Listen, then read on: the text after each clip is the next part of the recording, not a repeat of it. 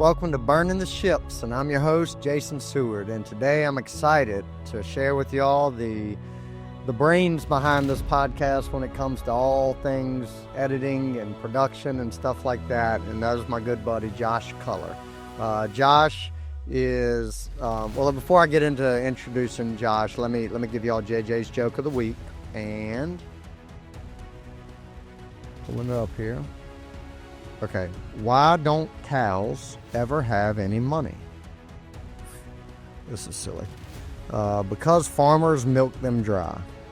Okay, JJ. That's JJ's Joke of the Week. He's going to have to step it up. I don't like that one very much. Anyway, Josh Culler. Josh is, he is the owner, operator of Culler Media. He's got a lot of stuff going on. He does social media management for brands and companies. He does podcast management, production, editing. He can do all of that, all things kind of marketing and whatnot. He'll get into his business when he hops on here in a little bit, but kind of give you all a little bit of backstory because Josh is a great example of someone being consistent on, and we talk about it in the episode, but being consistent on social media and as a marketing effort, and then that paying dividends. And I am a great example, or he's a great example of doing that, and I'm a great example of somebody that ultimately reached out for his services because of the stuff I was seeing on social media. So Josh and I had at the time we first connected, there was no referrals or anything like that. I had no idea who he was. He had no idea who we were. We had never connected. He had never reached out to me and vice versa.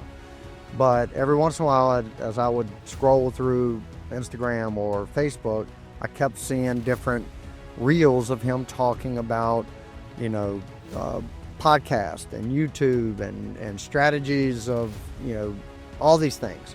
And I remember telling, Tim and Bill's, like, eventually when we get to a point where we probably need to turn this over to somebody that can manage it a little bit more professionally, to take it off our plate.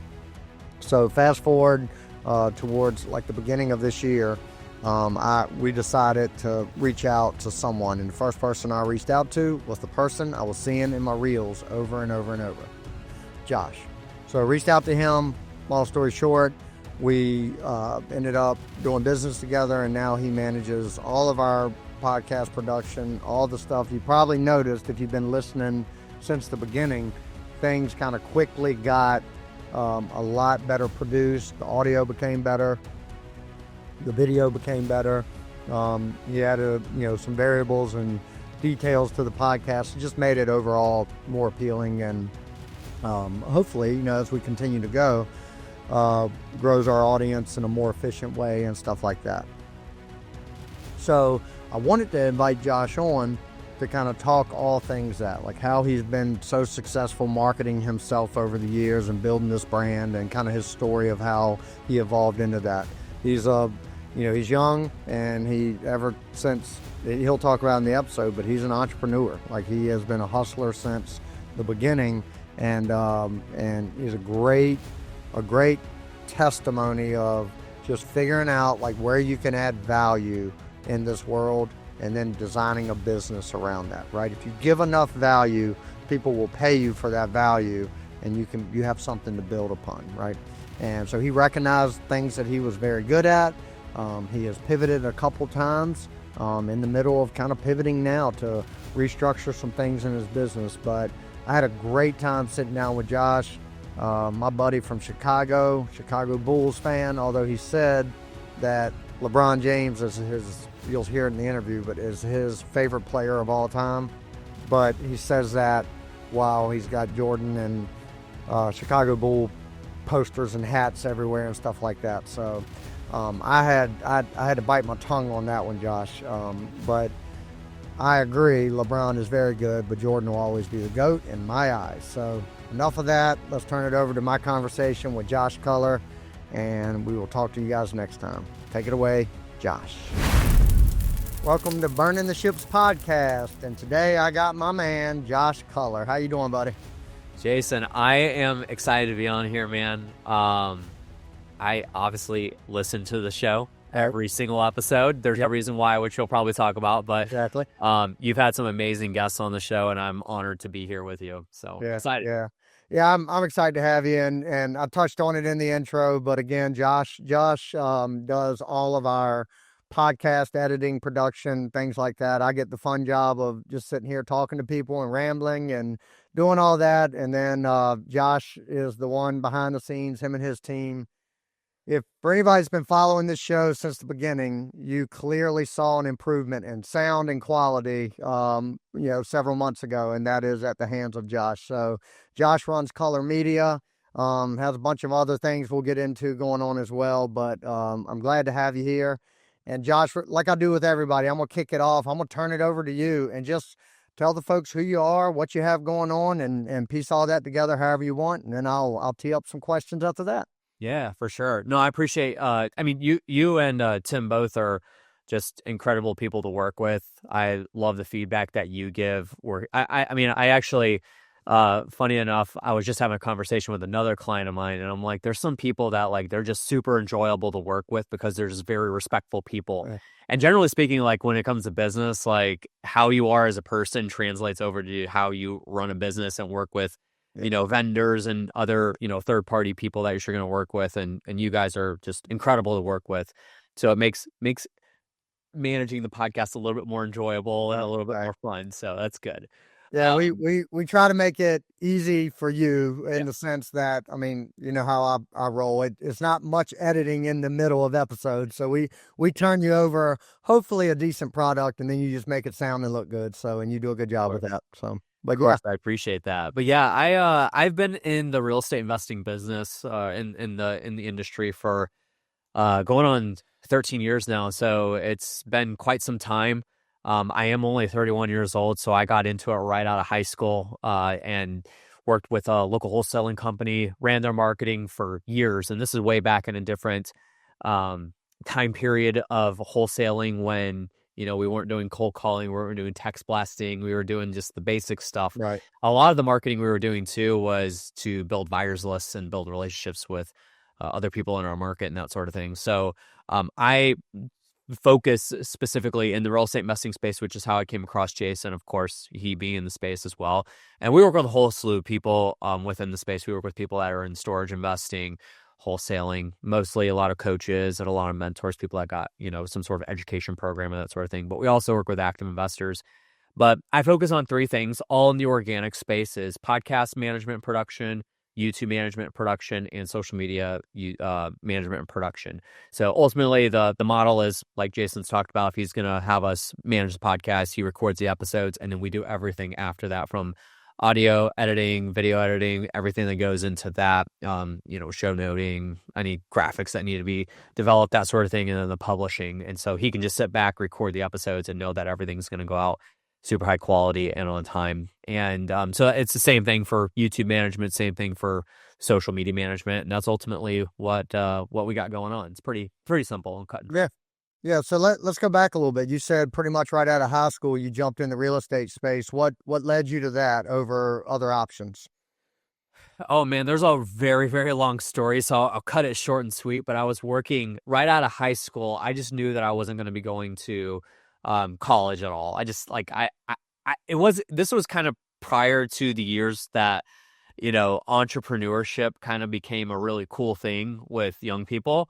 I just knew I was not good in school. I knew for a fact that it wasn't me in a way. It's just kind of the system. Like I was just that person. So I just knew immediately I was not going to be going to college.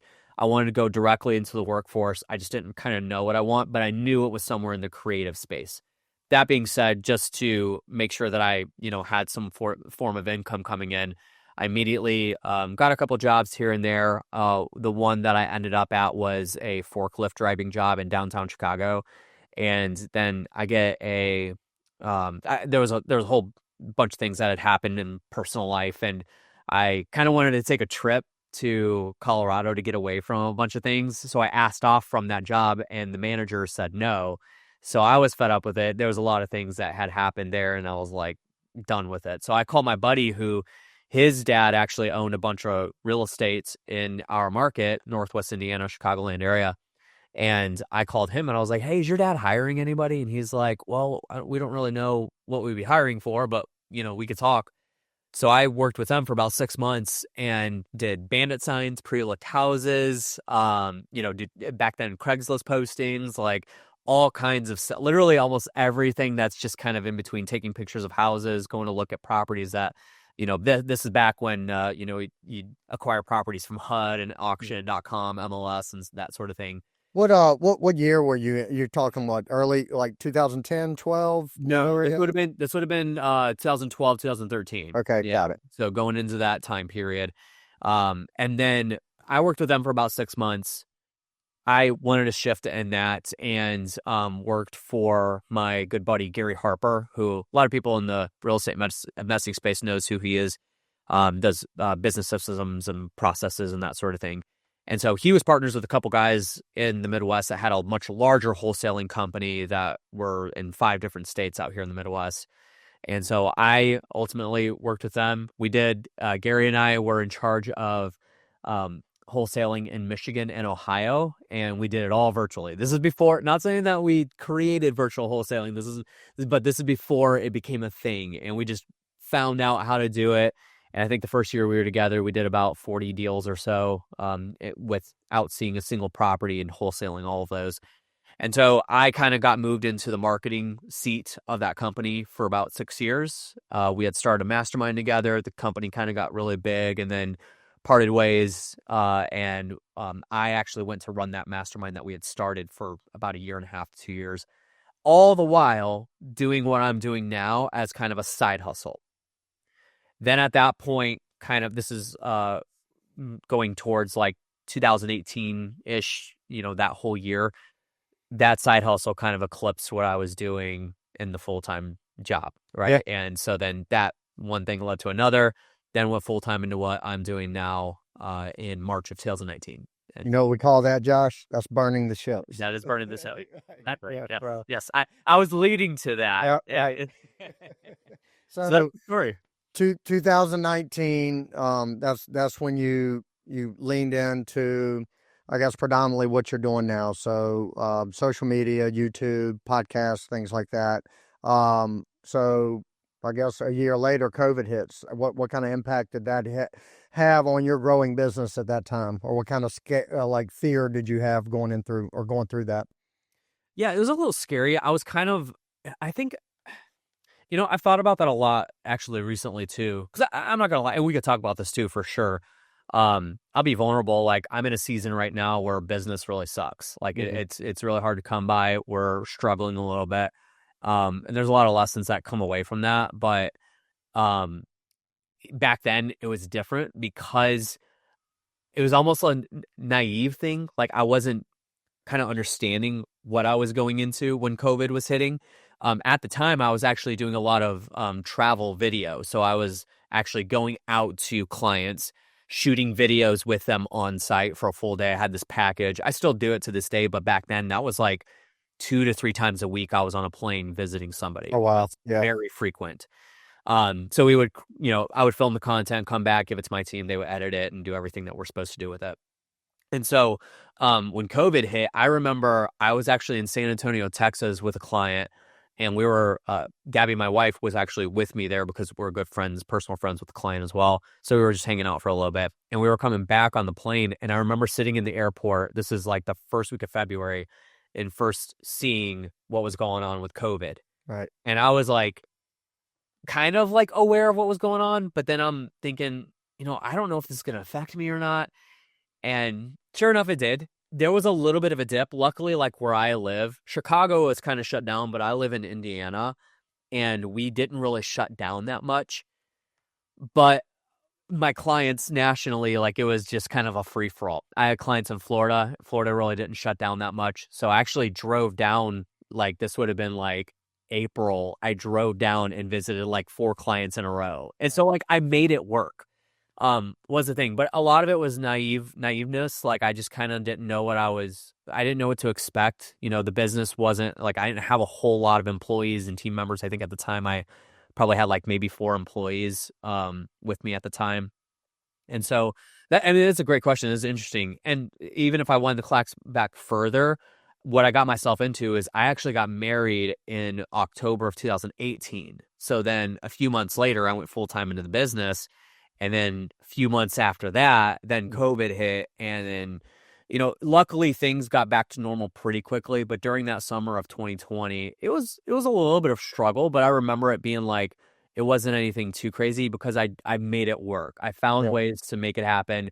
Even though driving from Chicago down to Florida was like a 2-day trip, I still made it work and made things happen. And that ultimately, that time period did push me more into working with clients more virtually. So that did shift the business a little bit. Yeah, let's stay here for a minute because I'm always curious, like on the mindset side of it. So you just mentioned you made it work, you figured it out. Um, is that a learned trait from you, or is that just something? Does it go back to childhood? Like when you face adversity, do you just you see just based off that little story you just told was, I mean, it was a big story for your life, but that short period you faced some adversity. It sounds like you didn't sulk in it very long, and you just you know figured it out and pushed your way through it. Um, is that natural to you, or is that something you've had to build through time and adversity? Yeah, every once in a while I'll go on a podcast or be interviewed by somebody and they're like, what's your superpower? And naturally, the first thing I think of is I think I'm a problem solver. And if you look at my predictive index testing too, like that, it shows that like I'm a very um, quick problem solver. I'm not a super deep thinker. Like I'm not going to spend like days trying to, create a plan. Like I'll have an idea pop on my head and then I'll just like run with it and trust my gut. Yeah. So I think that it is a natural thing, but I do think that it can be learned for sure. But for me growing up too, like I was definitely a problem solver.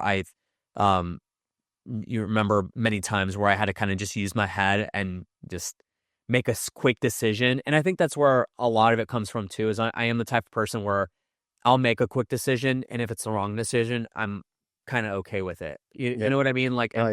there's a few things that have happened in my business where I've had to make decisions quick on my feet, and they were the wrong decision, and it came back and bit me in the butt later on. But you know what?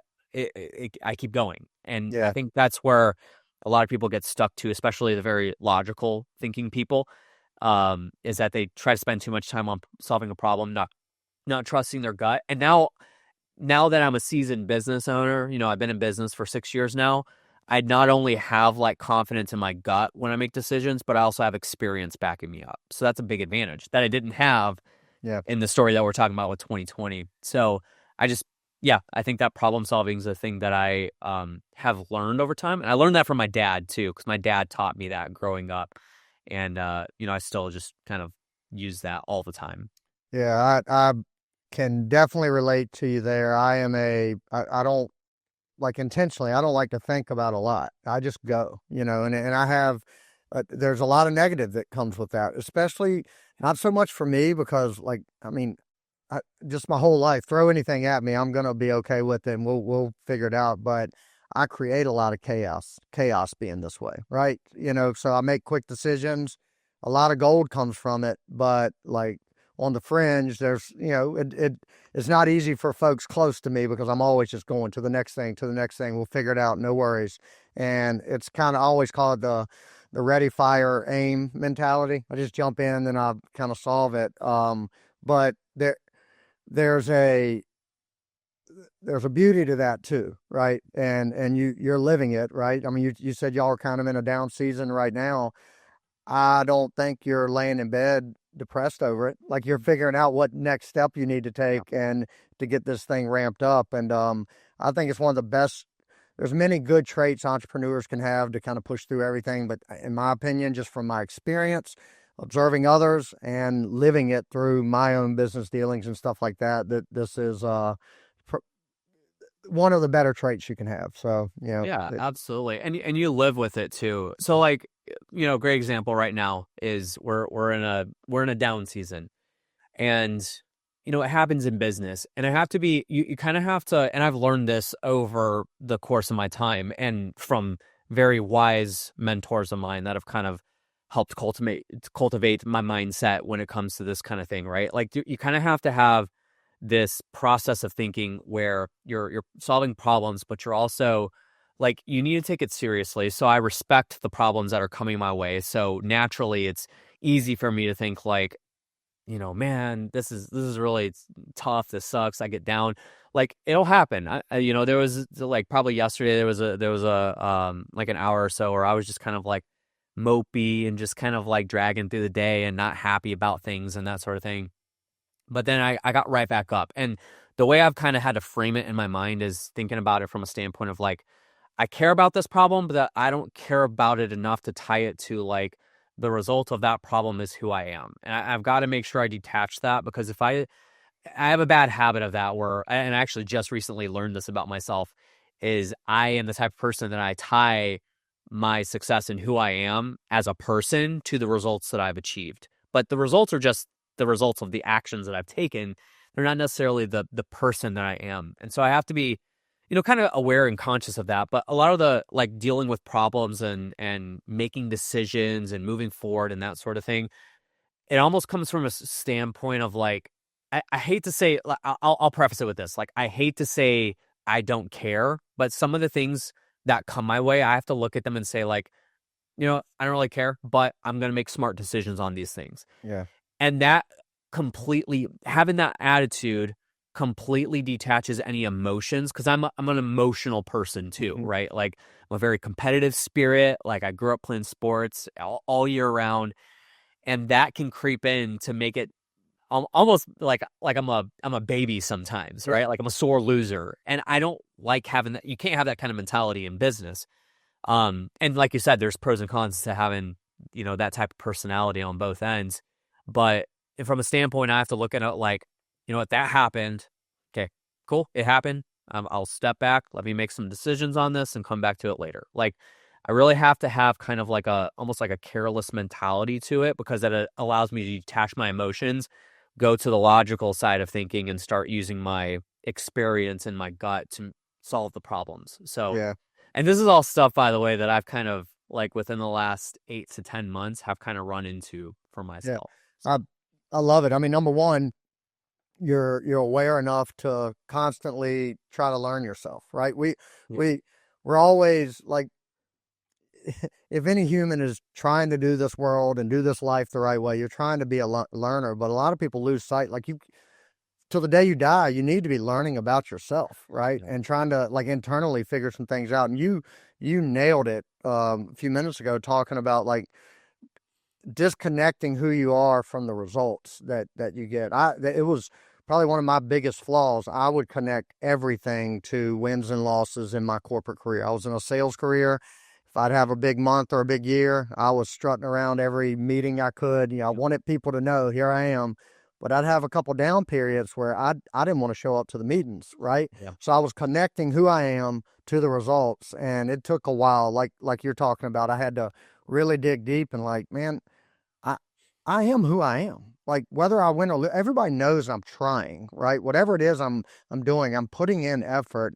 And it doesn't matter whatever others think of the results. I am who I am and it can't be defined by that. So I love the way you put that. I wanna make sure because I don't want to forget to touch on this because it's something that is like I'm in a bunch of mastermind groups, a bunch of networking groups, and one struggle, which I have had as well. I'm kind of over it now and I'm rolling forward. But one struggle that a lot of new entrepreneurs have, and not just new folks that have been doing it a while, but they're trying to figure out new ways to market, is social media, right? And I'm going to use you as an example to kind of illustrate, and then I want you to talk about it. But a lot of people will test out marketing on social media. So they'll either work with somebody like you or another marketing company to help them create content, put stuff out there daily, and they're measuring results by the number of likes, engagements, things like that. And those are key metrics, but if those numbers aren't growing at the rate that they think or expect them to, they don't think their content or their efforts are having any or providing any value or getting any results. So I'm gonna use your example. For I'd say at least 3, maybe 4 or 5 months. Every time I opened up Facebook, a reel of you was popping. I'd never heard of you, didn't know you at all, didn't know you, but whatever the algorithms were doing, it was feeding you to my reels. So Yeah. I'd watch them. I never liked them. I never commented, and I never shared them. But fast forward to like towards the end of last year, my business partners and I were saying we need to offload producing this podcast. Like we don't know what we're doing. We need to get a professional to do it. You were the first person I called because you were popping up in my reels. So your consistent daily activity of posting, you got no engagement from me, but you were top of mind because you were there all the time. So speak to the power of that, because a lot of people give up before those calls and results start coming. So Yeah, and the problem that you run into with this is, so I'm gonna give some like principles that I kind of teach when I'm okay. walking people through this kind of stuff. But the problem, and almost we just talked about it from a personal standpoint, is tying like who we are to the results that like are showing up on a piece of paper or something like that. And social media is very similar in this sense. And I'll give an example here in just a second of like the differences between it. But I think ultimately, I teach about, I'm going to hit you with a few things. So Okay. first of all, one of the things that I teach about when I go to like different masterminds and that sort of thing, and if I'm giving presentations, is the 3 reasons why any type of marketing fails. And the number one reason is expectations. So it's expectations, personnel, and direction. So expectations are basically like, do you have the proper expectations on what you're putting this podcast out for, or what you're putting this social media content out for, or why you're running this direct mail campaign, or why you're running these Facebook ads? Because the problem that a lot of people run into is that they get told at a mastermind that they need to put social media videos out. So they start doing it, but they don't have any kind of grounds or direction or expectations as to what they're trying to achieve with it. They might say like, and a lot of times, like, I think, I'll go to masterminds and people have like 20 steps and 6 different funnels that they're driving traffic to and that sort of thing. You don't have to have that kind of stuff, but there really needs to, I call it the North Star. You need to have a North Star in what you're trying to accomplish. So I'll use this very specific example that, I'm not sure. I'm sure like your audience is a little diverse in this, but let's just take, for example, a real estate investor that's trying to buy houses from motivated seller leads. So if they put out a video and let's say it goes viral from a sense and gets, 500,000 views, and it gets a lot of engagement, gets a lot of viewership, a lot of comments, a lot of, that sort of thing, but it didn't lead to any leads. It didn't close any deals. Was that a successful piece of content? Well, in the eyes of everybody on the outside, you're probably getting hammered from your friends and saying like, yo, this video went viral. This is awesome. This is great. And then you're like, yeah. And it definitely feels good here. Like you definitely got that hit and you're thinking like, man, this video did great. And theoretically, sure, like the more eyeballs that you get, the higher chances you have of hitting the right person. But for the sake of example, it didn't close any deals. Then you put out another video and let's say it got 100 views and it closed one deal that netted you a $45,000 wholesaling profit. Was that a successful video? To the outside world, they would say, oh, Josh, your video isn't only getting 100 views or something like that. Like you need to step it up. Let me introduce you to somebody that can make it go viral or whatever. That's the natural progression of what happens. That's the mentality that a lot of business owners have. When I know that closed me a deal that brought a lot of money into my pocket, so I don't care. I'm so focused on this. Now, I don't want to discredit like and you said it, the analytics like that. We call them the vanity metrics. Those do matter. They do tell a story on what's going on. And yes, again, theoretically, the more eyeballs that you get on something, the higher chances you have of hitting the right person. But we got to make sure that we're hitting the right person in order to get the leads coming in. But there's so many things that could break in the system. For example, if you're getting 100,000 views, but no leads are coming in, you're probably hitting people, but you're just not giving the proper call to actions or telling them how to, come and, work with you or to come contact you or what you have to offer and that sort of thing. So there's that kind of broken system that you got to piece together. But I think ultimately the mentality is putting together the content that actually is driving towards what your North Star is, what you're trying to accomplish. And again, it could just be something extremely simple. If Jason is putting out a podcast that's specifically to attract investors to work within his fund, then that's it. That is the North Star. So then we drive everything around that. So maybe it's getting guests on the show that are specifically tailored to, curate that kind of audience, or maybe it's that audience specifically, and I'm getting investors on my show to trap them on a 1-hour interview, and, I'm marketing to them at that point and getting to know them and delivering some value. So ultimately, that's what it comes down to, is like, you have to have a very keen focus on what you're trying to accomplish. Drive after that. Yes, measure those analytics, but at the same time, I would measure the analytics on the backside, like what leads are coming through. Are you actually getting conversions from it? And don't pull the plug too early. A lot of people, like I said, they'll put out content for like 30, 60 days, and then they're like, didn't do anything, chalk it up. I tried the social media thing, didn't work. Guys, like, this stuff takes time, and the algorithms, they change all the time. For example, like Instagram right now is a really tough platform for people to kind of make some headway on. YouTube Shorts doing well for a lot of people, and that flip-flops all the time, so you kind of have to stay on top of it. But the thing that matters the most is the consistency. I was able to pull Jason as a client because I was consistent, and as soon as he needed something that I had to offer, I was the first person that came to mind. And that's kind of the mentalities that you'd work with. Yeah, and it wasn't this. I mean, it was very organic. I saw it. I messaged you. We went back and forth. Hopped on a couple calls, and it was that you didn't oversell anything. I mean, it was a natural, organic process, Easy. and Yeah. I'm very aware. Like, I could tell by your reels, like, he's speaking. He seems like a genuine person. This seems authentic. I like his style. I like the way he articulates very clear and concisely what you do and what you offer. I liked all that, and then I validated that to myself when I actually spent some time with you on the phone, and then that led to a relationship, right? Yeah. And that's how it works. And like, for us, I mean, we put a lot of content out there. Number one, it wouldn't happen if I didn't have folks managing that for me. And like, this podcast probably still wouldn't be going if I didn't hire someone like yourself to do all the stuff that was bogging us down and keeping us out of the thing that was really making us money, which is our lending business.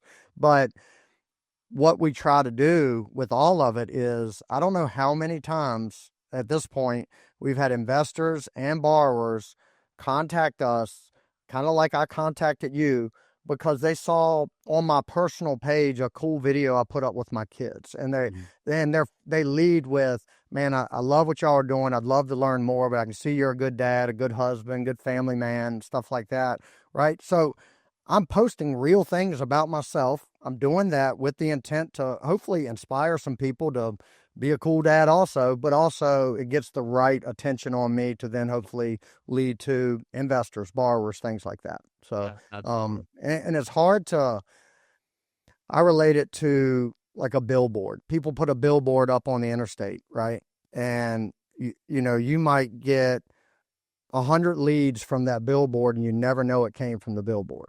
They just call the office one day because they see that billboard on the way, and you might not capture from them, "How did you hear about us?" But that billboard is working. And if somebody comes across Josh's reel, and then they go to his page and they start scrolling, and all they see is just relevant things to who he is and what he offers, it creates a funnel, right? Yep, So, absolutely. yeah, I think it's great. So, yeah, I could talk on this a lot because it's been an education the last 2 years for me, just learning it, because prior to leaving my corporate career, my involvement with social media was being tagged by my wife and stuff, and I would occasionally post stuff, right? And it was usually around hunting or golfing or, whatever travel we were doing. But so I had to do a big pivot to market and brand my business and things like that. And it's not easy to have stuff go out there and you not get a single like. And then you're wondering, God, man, is everybody rolling their eyes at all this crap I'm putting out? And, but you got to get beyond that, Yeah. So, Yeah, for sure. Right. So let's talk, and I'm gonna go one other direction here in a little bit, but I want you to kind of speak to a new entrepreneur, right? And they could, whether it's in real estate, they're starting service-based business, whatever it is, doesn't matter. They have a very low budget, and they're just trying to figure out like a roadmap for the next 6 months to a year from a marketing standpoint online. What recommendation at a low cost would you give them? That's a really good question. So the way I frame this up is there's two ways that you can market on spending something: money and time. And there's some things that you market that take both. There's some things that you market that they one or the other. And the time one, obviously, that's the hardest one because it requires your time, it requires your actions, your grit, and that sort of thing. So, for example, like the podcast that Jason's running, it's both because he's spending time to actually record the episodes, but then he's spending money to have it produced and managed and that sort of thing. But when it comes down to if you're going to market your business and let's say you have a low budget, obviously, getting yourself in front of the proper audience of the person that you're potentially going to work with, that's the most important thing. And a lot of times that just takes time to be able for you to kind of get in front of the right person. So what I would do is obviously like it is uncomfortable. I mean, Jason just talked about it. Like, it's uncomfortable for you to be putting stuff out on social media, not getting any likes. Maybe your mom's the only one that's liking it, and your wife's sharing it and that sort of thing. Like that kind of stuff happens, but it can seem a little like, I don't know, it's kind of like, deteriorating to your ego. But at the same time, like in business, the way I kind of tell people about this, Jason, is in business, there's so many things that we do that we don't want to do and we don't like to do, but we have to do them anyway. And, sometimes marketing, social media, namely, is one of those things oftentimes. And you just need to stay consistent with it. The more you put out, regardless of the fact, don't be looking at like how many views you're getting on videos and that sort of thing. Just put things out that is you talking about who you are, what you do. And the way I kind of describe content as a whole, content's one of those things that like you could put content out, organic content out for free.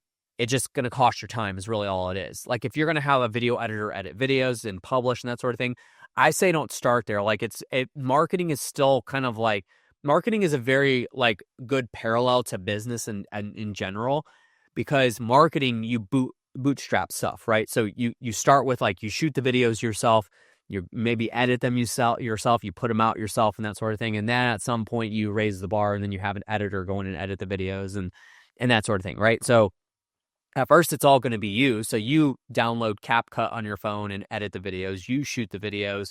You publish them and put them out. You do all that because that'll save you money. You're just going to spend time on it. Now, what I frame content marketing up, whether it's podcasting, YouTube videos, social media content, whatever it is it's literally just answering questions that your target demographic has about who you are, what you do, and your industry. It's just answering questions. So if you are in business, whether it's a service-based business, product-based business, whatever it is, you should know theoretically what a certain person is asking about your product or your service. And if you don't, then you're not talking to enough people. Obviously, like we're having the conversation, you're just starting off, so maybe you don't have all of that kind of conversation under your belt at the moment. But go discover it. Go audit the competition that you potentially have at hand. See what is being asked. And then just put that kind of content out and put it out unapologetically. Continue to pump it out, crank it out as much as you can.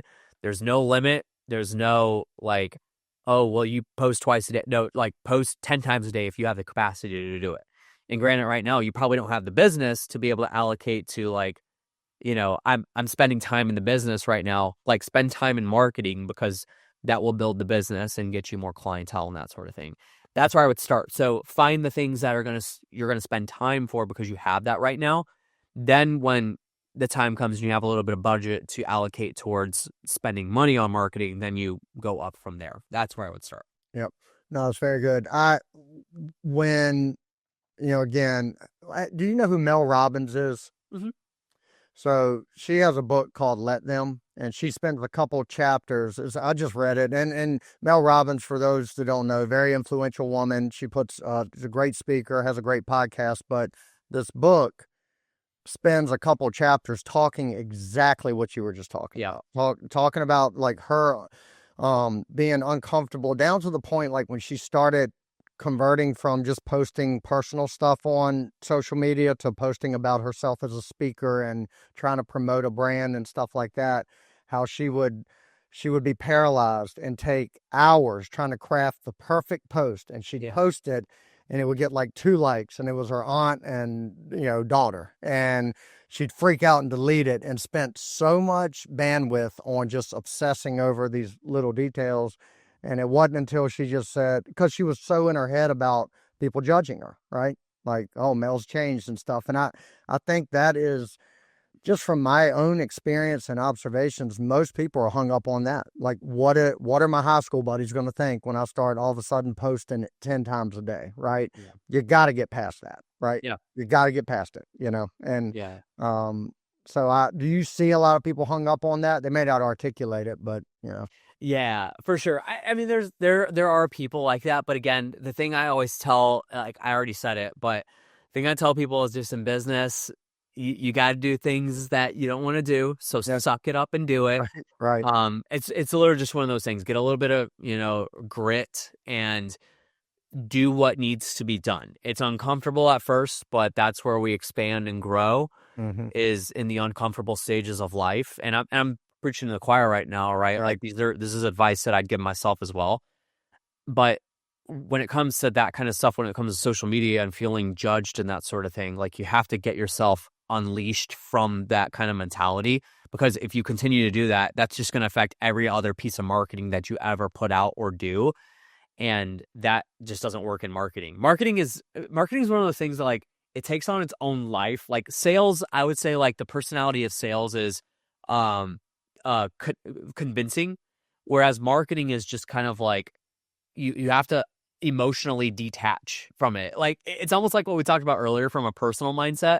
That's what marketing has to take on as a personality too, is emotionally unattached from the thoughts of any judgment or even high expectations. The problem too, and this is like general, and this is where I say like marketing and in business in general have so many parallels with each other, because like I had one of my first clients actually talks about this, that one of my longest tenured clients I've ever worked with. He's a friend of mine too.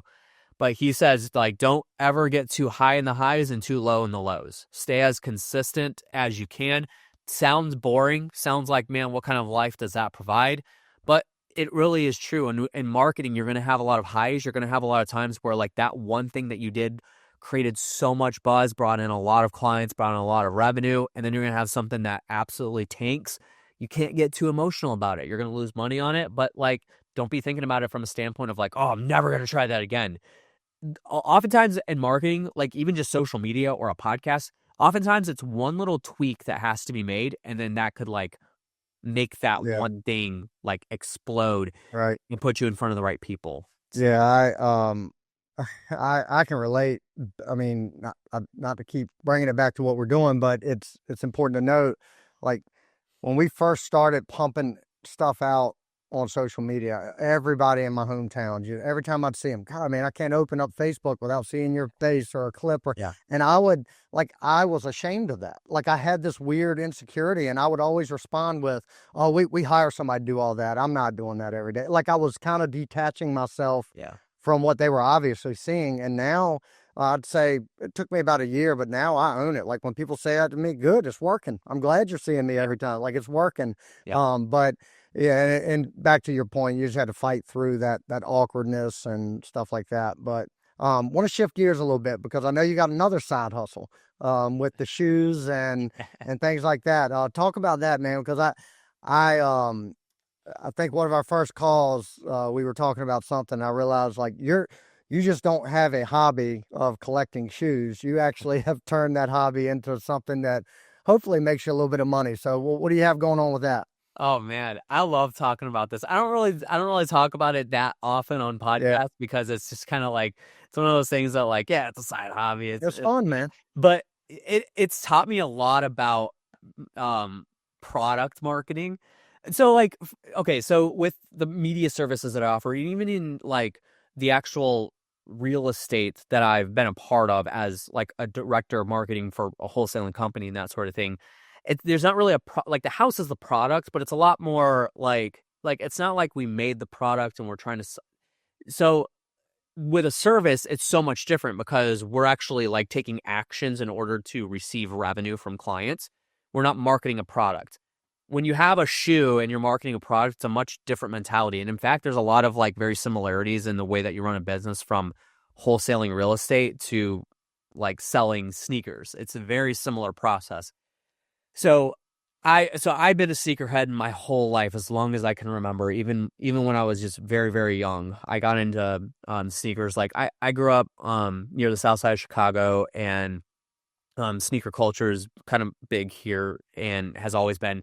I mean, Jordan, like, that was the thing. Like, and I didn't grow up in the 80s, and I was born in 93, but even in the late 90s, that's when kind of Jordan just really kind of took its stride and become the dominant brand in sneakers.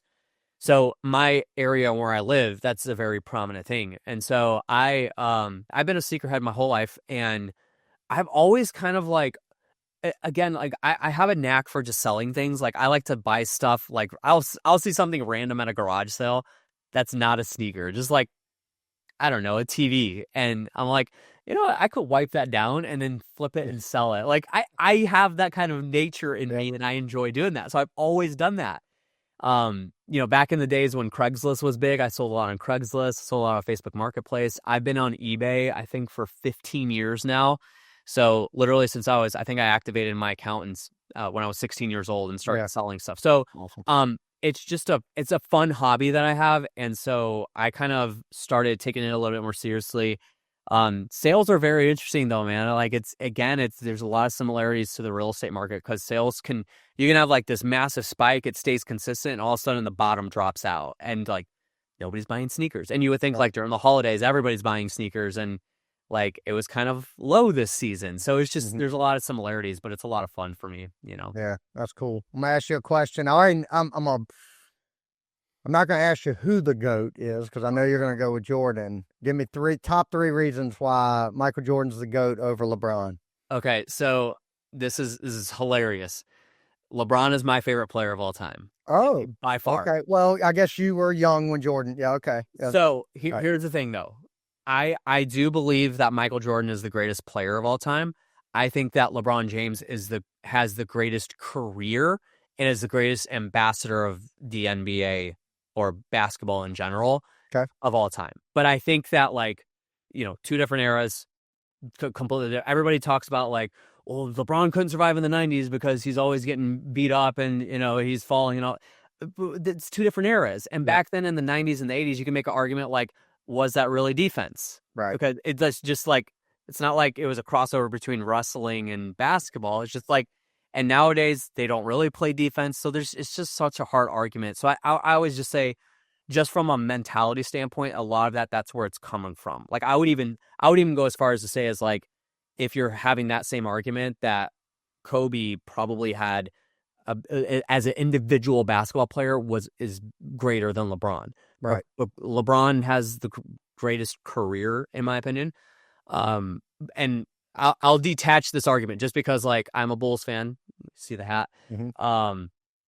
Everybody always says the default answer to MJ being the GOAT is, well, he has 6 rings. Yeah. 6. Okay, let me debunk this for you. Yeah. Did you know that there's like, I don't know how many players exactly, but there's at least like 8 or 9 players that have more rings than MJ. And Bill Russell has how many? 12, 11, something like that. Yep. So if we're using that as an argument, then Bill Russell's obviously the greatest player of all time. So let's back that off. Like as a player, we'll talk about that. Yeah. That's my argument. No, I like it. I'm not going to debate you on it. So I was, when Jordan was making his run, I was from like 10 years old to my early teens, and it was, he is the greatest thing on earth to this day in my mind, So, and LeBron could win 30 championships and I'm still going to be on Team Jordan, That's just the mindset, and that's just how it goes. So Yep. Just as a career, it's just like there's so many different angles you could take on it, and Right. feel, Right. Cool. Well, Josh, Man, I really appreciate this. You brought a lot of value to the folks today. To me, you bring a lot of value to me. Again, this is, it's cool having you on the podcast, and now I'm going to turn over to you to edit. So you're going to make yourself look as good as you can possibly look on this one. So, yeah. But no, I appreciate you coming on here, man. I love what you're doing. I'm going to ask you one kind of finishing question. What is the next? And I'll preface this with I have a hard time visualizing like beyond 5 years out. But what's your vision with what you're doing now? Do you have anything new on the horizon that you're thinking about implementing or vertically integrating with anything? Like, where are you and what's the vision? Yeah, you and I have a lot of similarities. I have a really hard time. Like I do, I run through. It's not called EOS, but there's a similar system that I run through when I'm, implementing some business systems and processes in my business and running our quarterly meetings. And we get to like the 5 and 10 year part. Like I'm like, no, I'm good. Can't do it. Yeah, I can't do it. I've never been able to do it. Yeah, and I'm on paper, I'm a visionary too, but I have a hard time seeing that far out. So, great question, but I would say like within the next year or so, at least within the next 8 to 12 months, the next phase of evolution for me is going deeper into consulting. So doing a lot more, and I love and enjoy helping people. I think it's like a bad kind of connotation to say like I love talking and speaking, but I truly do. So um one of the things that I do with people that I'm going to be ramping up a lot is I actually set full blown like digital marketing, social media content strategies with people, and I'll spend a whole like 8 hour day with them implementing that, getting them processes kind of built out, systems built out, set the proper expectations, set the proper directions, hire personnel. Like I'm working with a guy right now who we finally just hired a video editor for him to do their social media. Going to be in-house. I train that person and then plug them into all the processes and systems. So that's kind of where I'm leaning into. I very much enjoy that part of what I do because I do that with clients too. Even with you, like I do, it doesn't feel like consulting, but I do a lot of like, hey, here's what's going on. Here's some feedback I have for you. If you need help with anything, like I got you guys set up in Riverside and with the tech and stuff like that. So that's a lot of what I love to do. And I think it's say that would be the next evolution to me as a person and in the business. Right. And I think, I'm speaking to, I know a lot of folks listen to this podcast or in similar stages, I guess, with their business that I am or with their own podcast. But, and I'll just encourage folks to connect with you because the barrier, and by barrier, I mean cost for your services, is not that much for what you're delivering and what you free up for me and bandwidth that not have to think about these things. And Tim on my team, we don't have to think about these things anymore beyond recording them, letting you know when they're there. And, my biggest struggle is just staying ahead with everything. So you guys have the content to manage, but it's not that costly. And, for us, you're just handling the podcast, but you offer all kinds of different services and stuff like that. So I would just encourage folks to reach out to you. And what's your preferred method of contact? Yeah, so you could send me an email, josh@cullermedia.com, Culler, josh@cullermedia.com, or you can just look me up on Facebook or Instagram, Josh Culler. I am the only verified Josh Culler, and that's not a common name, so I should pop up immediately. Just find me on either of those platforms, send me a direct message. I am pretty easy to find. I'm very responsive, so send me a direct message, say that Jason sent you from the podcast, and happy to connect with anybody that's listening to the show right now. Yep. And if nothing else, just go follow Josh and we'll link all your social media stuff. But go follow Josh and do like I did. Watch him for a couple months if you need to. I mean, he is who you've heard today. That's who he consistently is. To give a little commercial about it, we have a lot of services we have to implement, like on not the podcast, but in our business. And Josh is about the easiest service provider to deal with. It's very like, what do you need, Josh? I need this, Jason. Boom, boom, boom. We're back and forth. And it's very simple and it has a very good team. And like early on, you were getting to know my style. I was getting to know y'all's style. So that we had to iron out some wrinkles, but it happened very quickly. And now, we barely have to talk about the job you're doing because we're in a groove now. So I would encourage everybody to check it out. Check Josh out. Josh, I appreciate your time. Appreciate you coming on Burning the Ships and spending some time with us, my man. Yeah, I very much enjoyed it, man. Great questions, great interview, and I'm honored to be on the show for sure. All right. Take care. You too. Thank you for tuning in to this episode of Burning the Ships. I want to give a special thanks to our sponsor, 608B Capital, helping real estate investors secure fast, reliable funding to fuel their boldest moves. If you're ready to take your investing to the next level, visit 608bcapital.com to learn more. If you found value in today's episode, please take a moment to rate and review the podcast. Your feedback not only helps us improve, but it also helps us reach more people who are ready to burn the ships and commit fully to their goals. And don't forget to share the episode with someone who needs that extra push to take bold action. I'll leave you with this. Burning the ships isn't just about removing the option to retreat. It's about unlocking the courage to charge forward. No matter the odds, the past is behind you and the future is yours to conquer. Thank you for listening, and I'll see you next time on Burning the Ships.